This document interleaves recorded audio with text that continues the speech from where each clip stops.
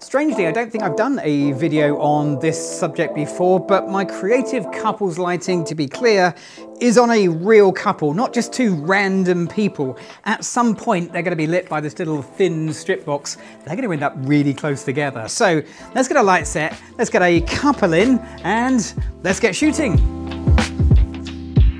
To help me out today, I've got the amazing Annabelle and Jack, who are going to be the models for this two-person lighting setup. And I'm going to go through a couple of different setups, but first, I need to make sure I've got total control of the room lights in here. So let's dial in some default settings. I'm going to be in manual mode with a flash sync speed, which is 250th of a second on my camera. Yours might be slightly different. I'm going to go with an aperture of f11 for this. That's going to help me to reduce the ambient light, but also give me enough depth of field to make sure that both Annabelle and Jack stay in focus. And my ISO is going to be 200, so my flashes don't have to work too hard. And at those settings, no flash gives me this, no picture. What I'm going to do is move the flashes so they are basically facing each other. And I've already metered this out, so I know that the light is going to be okay on both Annabelle and Jack. And the end result is a perfectly okay, but not particularly exciting, lit picture. You guys, can you come stand at the front edge of the softbox? Now this might seem like a really daft idea. Why are they in front of the softbox and all the light behind them? Stick with it, it will work. Okay, here we go. I need to step way back, a lot further back, out of shot. But this gives us very dramatic, edgy, moody lighting, which is what I'm after for this couple's lighting look. But we're getting a shadow cast across from one to the other. Can you just turn and face outwards, back to back? Back to back is the answer, because this creates this look.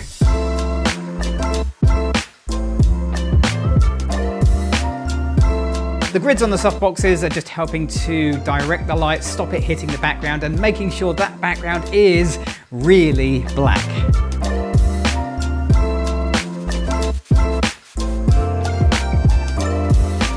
To mix this up a little bit, I'm going to change two, maybe three things, and the first one is the position of this light, which is the light for Jack, because we're doing a couple, so we have a light for each of them effectively, and I'm going to put this light at the back edge of the other light, so then they now overlap slightly. And Jack, I'm going to bring you back into this light here. Fantastic. And Annabelle, you're going to go stand at the back edge where you started on that softbox. Now, that's going to change things quite a bit, but there are a few improvements we can make, and the first one, I'm going to change the aperture.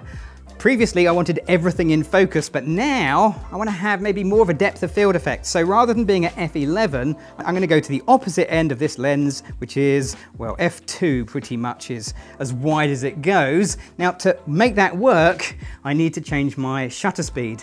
Otherwise, we'll get all the room lights coming into the scene as well. So let's change this up and have this at maybe 4,000th of a second, and we'll take a test photo like that. The exposure on Annabelle is actually pretty good, but on Jack, it's right, but in fact, I'm going to turn it down 2 stops, and that is going to make that a little bit darker to give us a more creative look. In fact, it might even work well as a black and white picture. So if you two are ready, let's take a few pictures like this.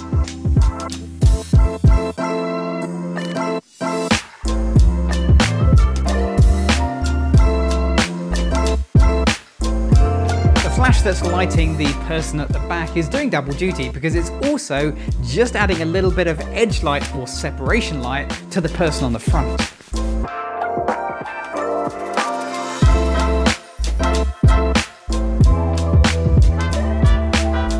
The black background looks good, but maybe I'm going to try the white wall, because the white wall won't go white. It's going to come out grey because of how light works and the grids on the softboxes. And yeah, I'm fully aware that it won't be long before I have to put that black background back up. But for now, I'm going to try it white.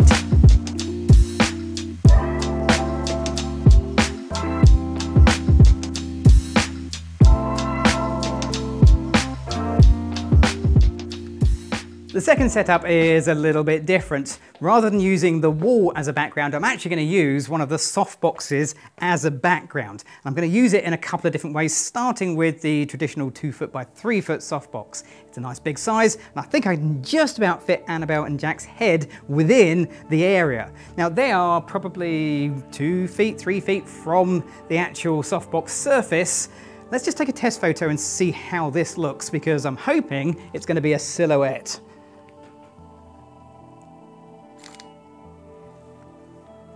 And it is! That works quite well. So we get some nice silhouette pictures just by having the gap between the softbox and our subject. But if we move our couple right back against the softbox, it's going to help me with the framing, because now it doesn't look so small compared to their heads, but it's also going to help with the lighting, because the light is still going to give us a silhouette on the side opposite the softbox, but watch what happens to the light in their eyes.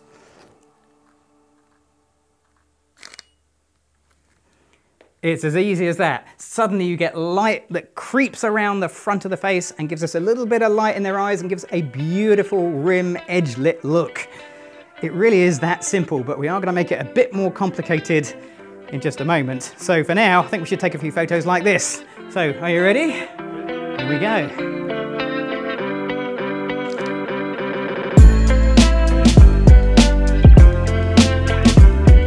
Now, if you're wondering, would a bigger softbox have made this setup work better?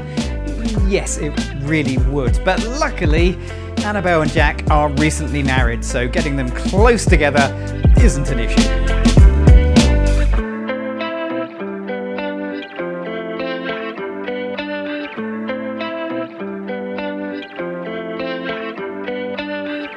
The twist with this setup is I'm actually going to swap out the 2 foot by 3 foot 60 by 90 centimeter softbox for a 12 by 56 inch strip box. Now I'm going to do exactly the same technique. We're not going to change the technique up. All we've done is change the type of light modifier. I want to put it so it's dead center and as upright and vertical as I can possibly get it. They might need to get a little bit closer for this because that is a very thin softbox. Yeah, we get a very strong silhouette.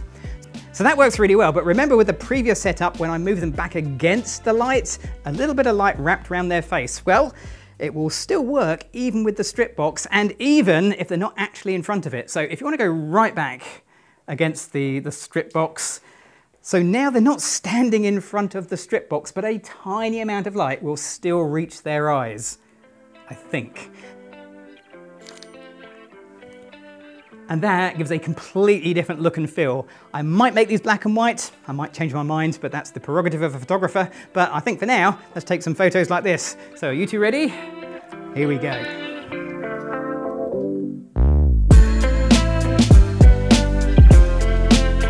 One of the reasons I spend time getting the lighting right is because I want to minimize the amount of post-processing I do. But some things you just can't fix in the real world. And that's going to include the edges of the strip box. I'll clean those up in Photoshop.